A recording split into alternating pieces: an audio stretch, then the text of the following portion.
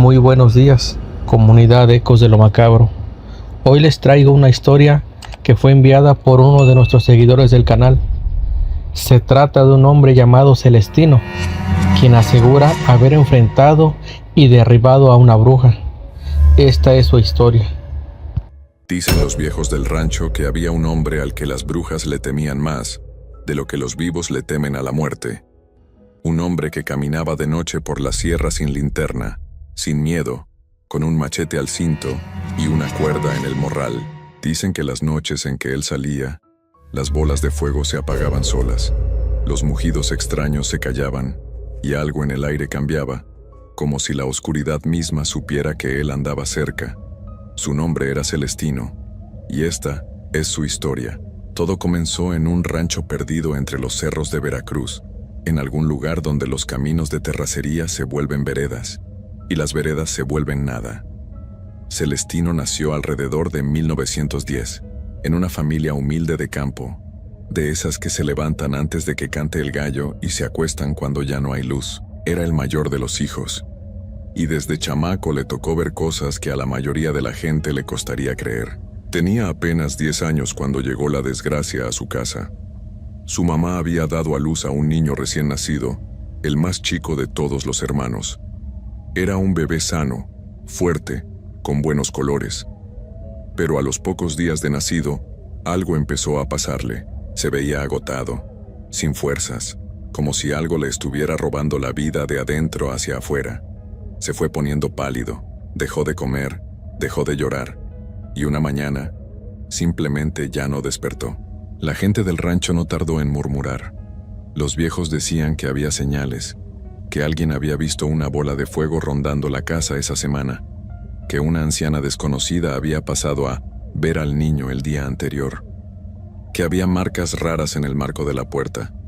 El abuelo de Celestino, un hombre que sabía muchas cosas que el resto prefería ignorar, fue directo con la familia. Le habían chupado la energía al bebé. Una bruja.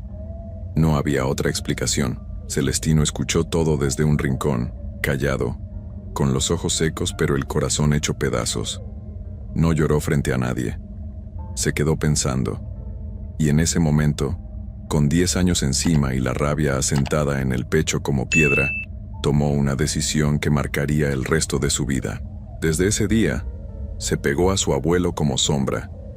El viejo se llamaba Refugio, y era de esos hombres que ya no existen, de los que conocen el monte palmo a palmo, que saben leer el viento, que distinguen el olor de lo natural y el de lo que no lo es. Refugio sabía cómo funcionaban las brujas y los nahuales. Sabía cómo se movían, a qué horas salían, qué olores dejaban, cómo protegerse y sobre todo, cómo enfrentarlos. Y todo ese conocimiento se lo fue pasando a Celestino, poco a poco, con paciencia, como quien enseña a sembrar o a herrar un caballo. Aprendió que las brujas no siempre se ven como brujas. A veces son vecinas, comadres, mujeres que uno saluda en el mercado. Aprendió que los nahuales son personas que tienen el poder de convertirse en animales, y que cuando lo hacen, ya no piensan como gente. Aprendió que hay palabras, rezos, nudos y cruces que funcionan como escudo y como trampa al mismo tiempo. Y aprendió, sobre todo, que el miedo es el arma más peligrosa que tienen esos seres, porque si uno lo deja entrar, ya perdió. Cuando su mamá volvió a quedar embarazada, Celestino no descansó. Durmió poco durante semanas. Rondaba la casa de noche, revisaba las puertas, ponía las protecciones que su abuelo le había enseñado. Y cuando nació su hermano menor, ese niño sí sobrevivió. Creció sano, fuerte, sin que nada ni nadie pudiera tocarlo. Y Celestino supo desde entonces que iba por buen camino. Los años pasaron y la reputación de Celestino empezó a crecer en silencio, de rancho en rancho, de boca en boca, como suele pasar con las cosas verdaderas. No era un hombre de mucho hablar.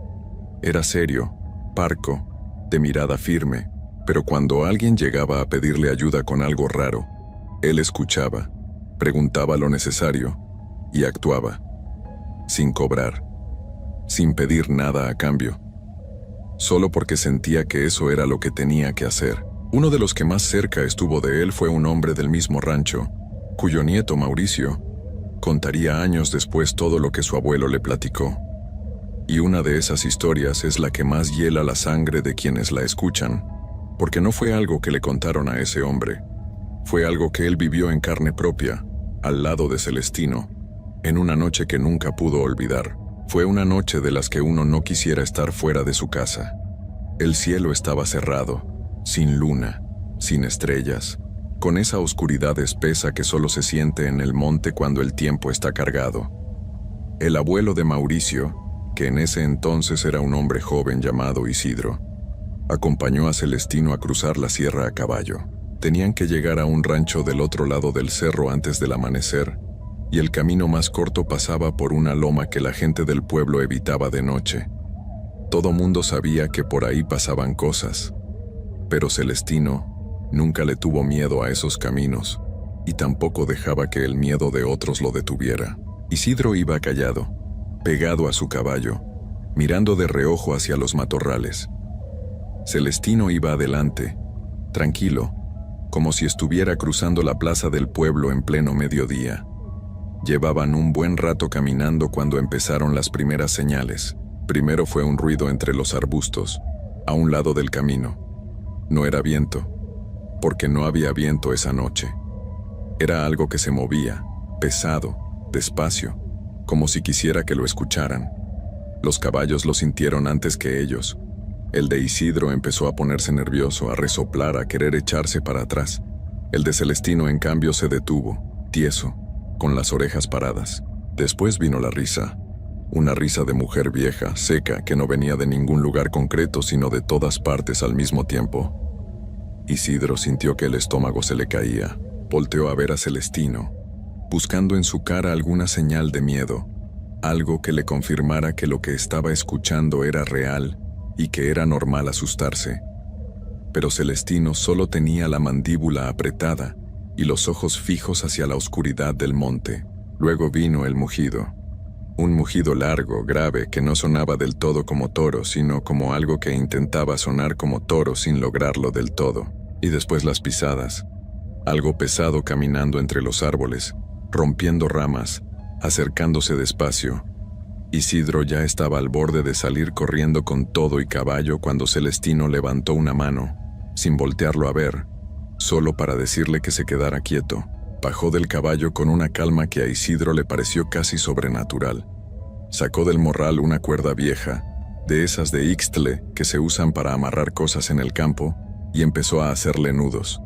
1, 2, 3, 4, y mientras los hacía, iba diciendo algo en voz baja, palabras que Isidro no pudo entender bien, no porque fueran en otro idioma, sino porque las decía entre dientes, con una cadencia rara, como si fueran parte de un rezo muy antiguo.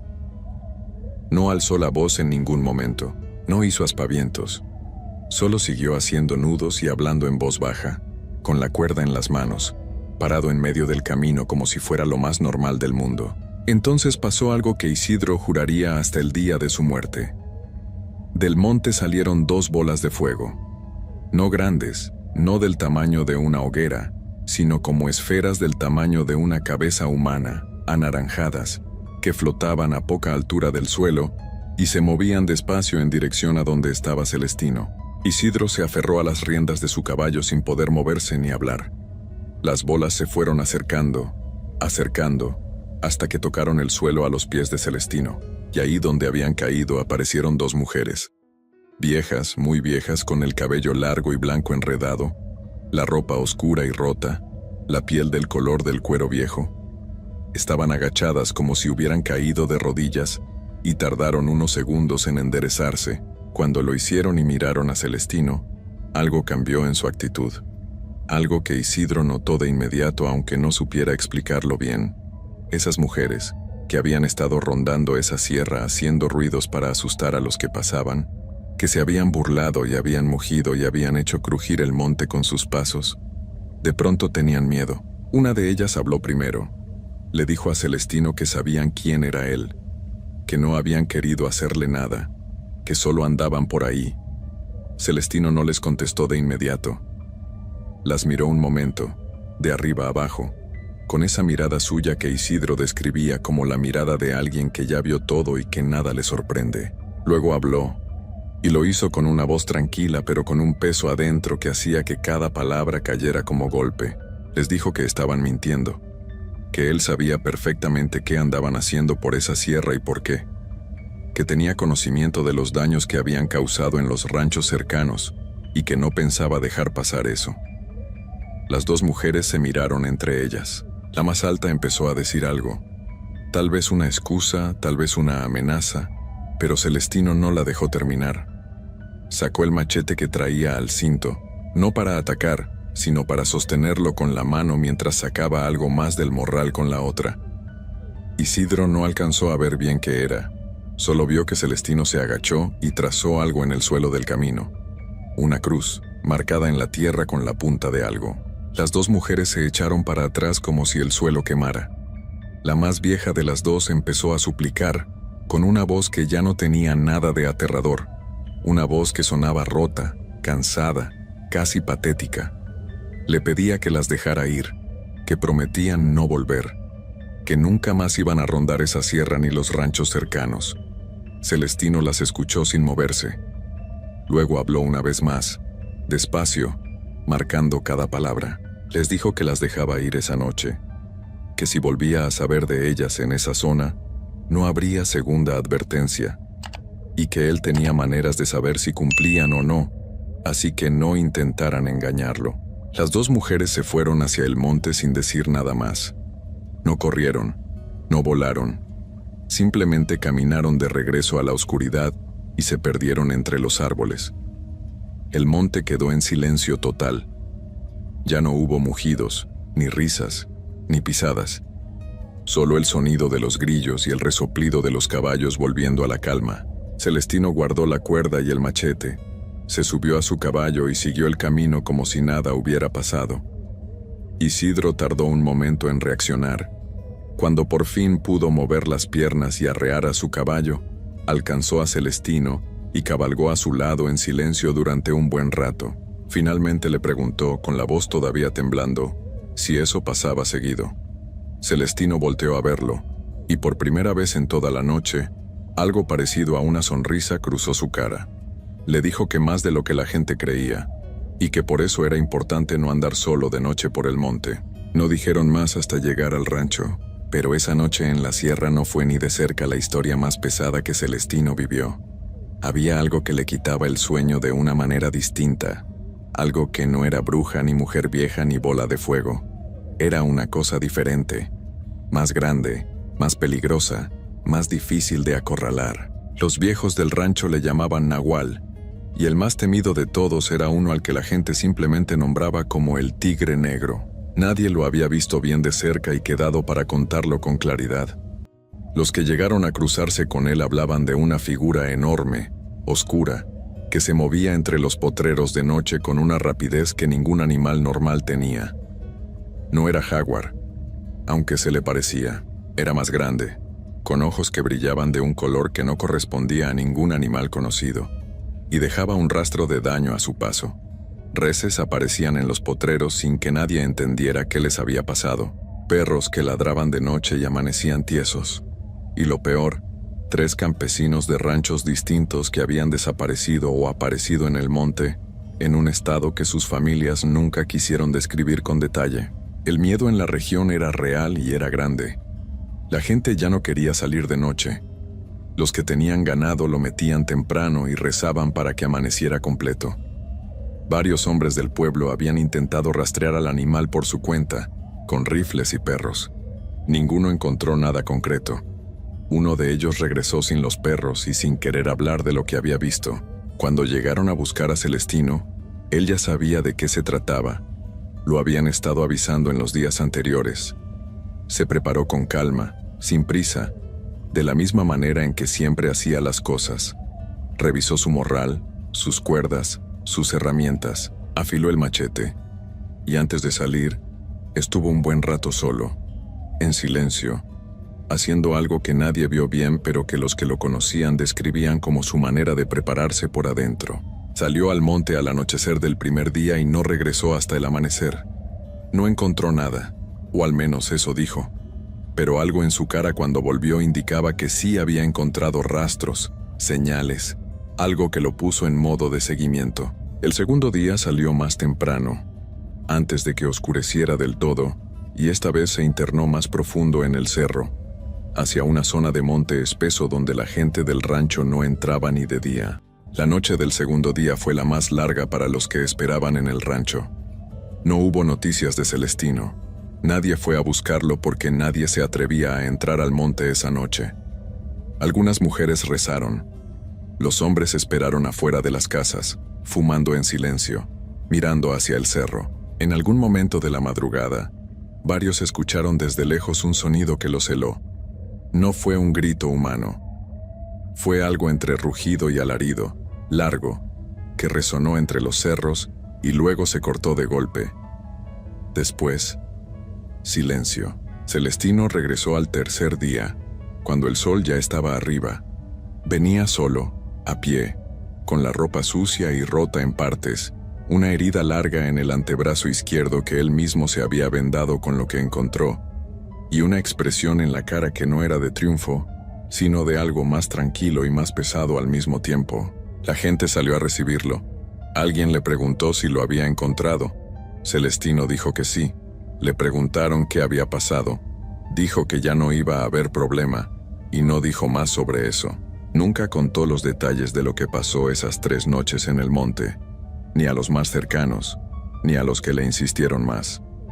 Lo que sí se supo fue que a partir de esa semana, el tigre negro dejó de aparecer. Los potreros amanecieron completos. Los perros volvieron a ladrar de noche sin que nada les pasara. Y la gente empezó a dormir un poco más tranquila. Así fue pasando el tiempo. Celestino siguió en lo suyo, sin fanfarrias, sin presumir nada.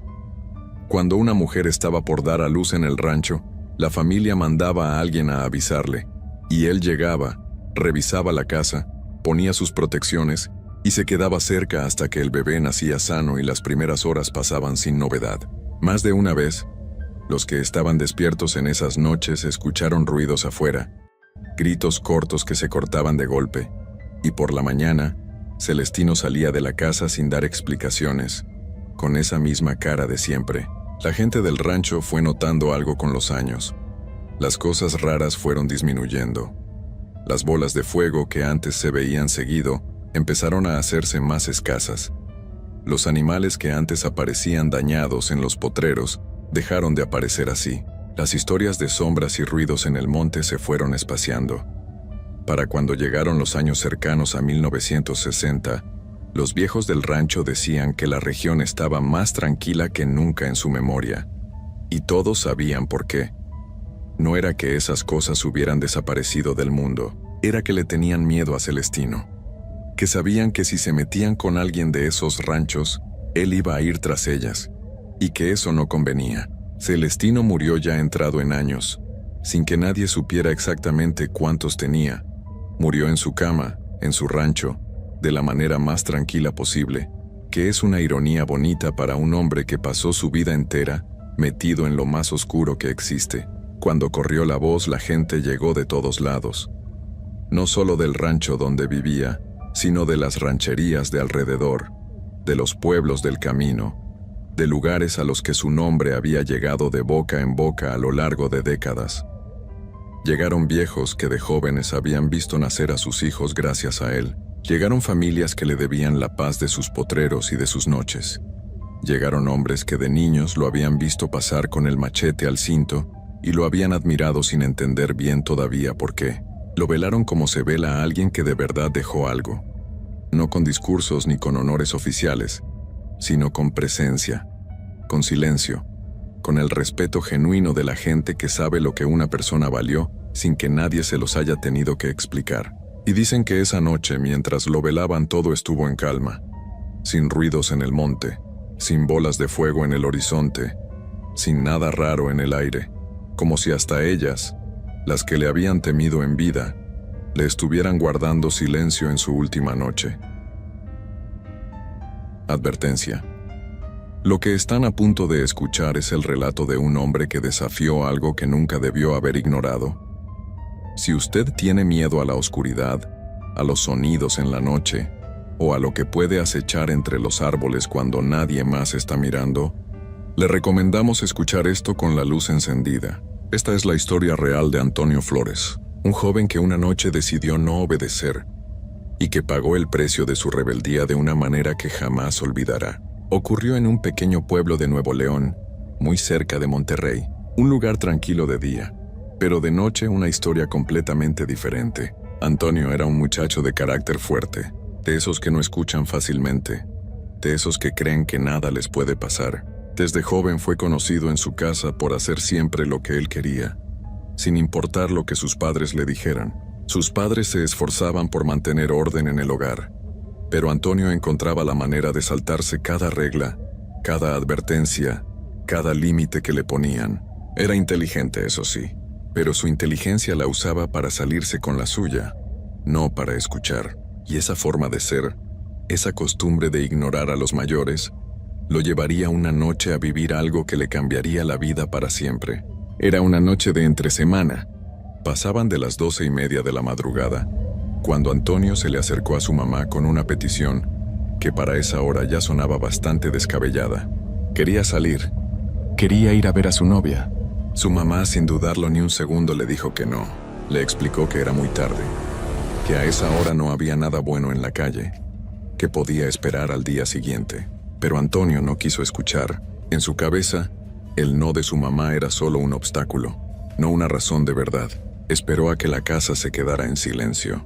Esperó a que su mamá se durmiera, y cuando estuvo seguro de que nadie lo vería, empujó la ventana de su cuarto con cuidado. La dejó apenas entreabierta para que pareciera que todo estaba normal, y saltó hacia afuera, hacia la calle oscura, hacia la noche. El aire de esa madrugada estaba quieto, demasiado quieto, diría él después. Las calles del pueblo estaban vacías, iluminadas apenas por unos pocos focos que parpadeaban como si también tuvieran sueño. Antonio caminaba con las manos en los bolsillos, tranquilo, casi orgulloso de sí mismo por haberse escapado sin que nadie lo notara. No sentía miedo. No tenía por qué sentirlo, pensaba él. Fue entonces cuando pasó frente a la tienda de don Sebastián.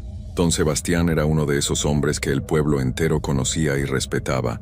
Un señor mayor, de palabra seria y mirada tranquila, que llevaba años viviendo en ese lugar y que sabía muy bien cómo se comportaba ese pueblo de día y de noche. Esa noche, don Sebastián estaba terminando de cerrar su negocio más tarde de lo normal. Había sido un día pesado, y apenas estaba acomodando las últimas cosas cuando vio pasar a Antonio por la acera. Lo llamó. Antonio se detuvo.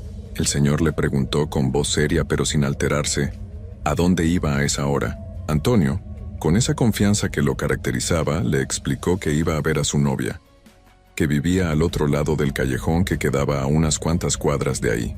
Don Sebastián frunció el ceño. Hubo un silencio breve pero pesado antes de que hablara de nuevo.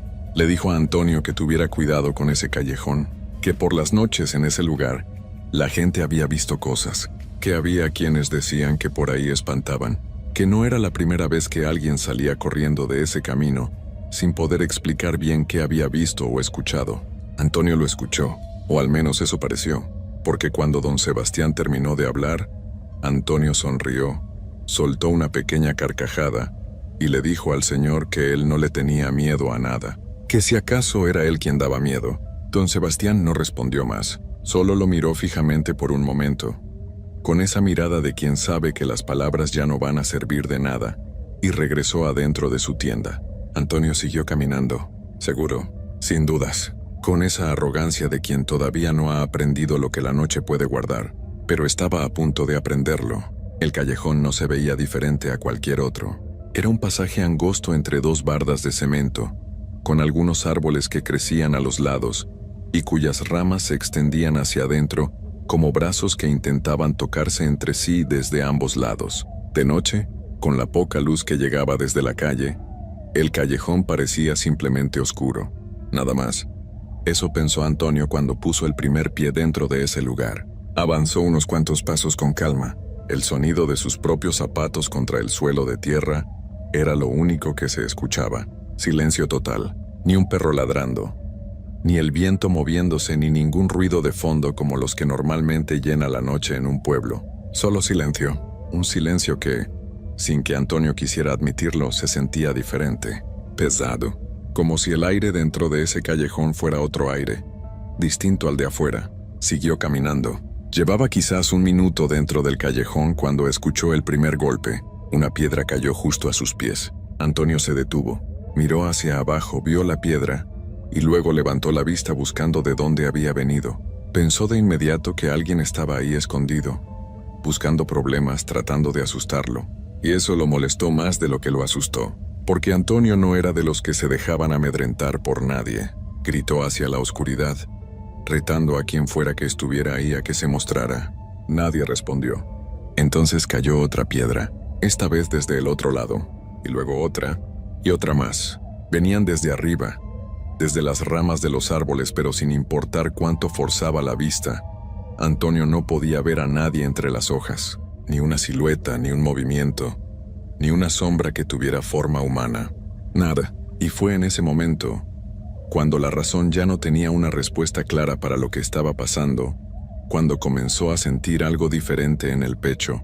No era enojo, era otra cosa, algo que Antonio no quería reconocer, pero que estaba ahí, creciendo lentamente desde adentro. Miedo. Las piedras pararon de repente, y entonces vino algo peor, una risa. No era la risa de un joven ni de un hombre, era una risa de mujer mayor, una carcajada rasposa, quebrada, que no sonaba como algo que pudiera salir de una garganta normal. Era una risa que dolía escuchar, y no venía de un solo lugar, venía de todos lados al mismo tiempo, rebotando entre las bardas del callejón, llenando ese espacio angosto de un sonido que se metía hasta los huesos. Antonio giró sobre sí mismo buscando de dónde venía. Izquierda, derecha, arriba. Y fue cuando miró hacia arriba que los vio. 2 puntos de luz rojiza, brillantes, fijos, que lo miraban desde las ramas de uno de los árboles. Oros.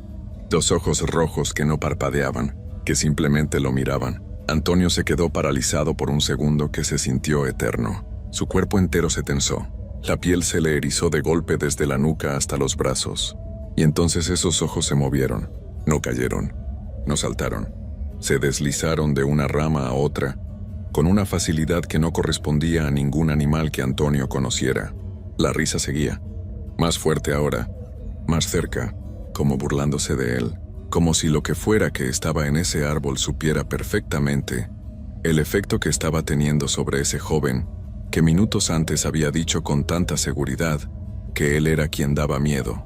Las piernas de Antonio reaccionaron antes que su cabeza. Sin tomar una decisión consciente, su cuerpo simplemente empezó a moverse. Primero rápido, luego más rápido, y finalmente corriendo. Corriendo como nunca en su vida había corrido, con el corazón golpeando tan fuerte dentro del pecho que podía escucharlo en sus oídos, con la respiración entrecortada, con los ojos llenos de lágrimas que él mismo no sabía cuándo habían empezado a salir. La risa lo siguió. Cada árbol que pasaba, cada metro que avanzaba dentro de ese callejón que ahora se sentía interminable, la risa seguía ahí, moviéndose al mismo ritmo que él, sin alejarse, sin perderse, como si la cosa que reía no tuviera ningún problema en seguirle el paso. Antonio ya no pensaba, solo corría. Y rezaba. Cuando por fin vio la luz de la calle al final del callejón, Antonio sintió que le devolvían el aire. Salió disparado de ese pasaje oscuro, como si el mismo suelo lo estuviera empujando hacia afuera. Sus pies apenas tocaban el pavimento. No se detuvo, no miró atrás. Siguió corriendo hasta que reconoció la fachada de la casa de su novia. Esa barda baja de color crema, que tantas veces había visto de día con total tranquilidad, y que esa noche le pareció lo más hermoso que había visto en su vida. Tocó la puerta con los puños, fuerte, desesperado, sin importarle el ruido, sin importarle nada más que entrar. Su novia tardó unos segundos en abrir. Esos segundos que a Antonio le parecieron horas completas mientras miraba hacia los lados, sin querer mirar demasiado hacia la oscuridad. Cuando la puerta se abrió, Antonio entró de golpe. Estaba temblando. Tenía la cara pálida, los ojos abiertos de par en par, la respiración todavía agitada y entrecortada como la de alguien que acaba de librarse de algo muy grande. Su novia lo miró sin entender nada. Le preguntó qué había pasado, qué tenía, por qué llegaba así. Antonio intentó explicar, pero las palabras no le salían ordenadas. Solo podía señalar hacia afuera, hacia el árbol que estaba plantado justo en la banqueta de enfrente, a no más de unos metros de donde ellos estaban parados. Su novia siguió la dirección de su mano, y entonces ella también lo vio. Ahí estaba, posada en las ramas más gruesas del árbol de enfrente, inmóvil, enorme, demasiado grande para hacer cualquier cosa que uno pudiera explicar con palabras normales. Era una figura oscura, de tamaño mayor al de cualquier persona, con las extremidades dobladas de una manera que no correspondía a ningún cuerpo humano, y tenía cara. Una cara de mujer, una mujer muy anciana, de facciones marcadas y piel que parecía gastada, con la boca abierta en una expresión que mezclaba la sonrisa con algo mucho más perturbador.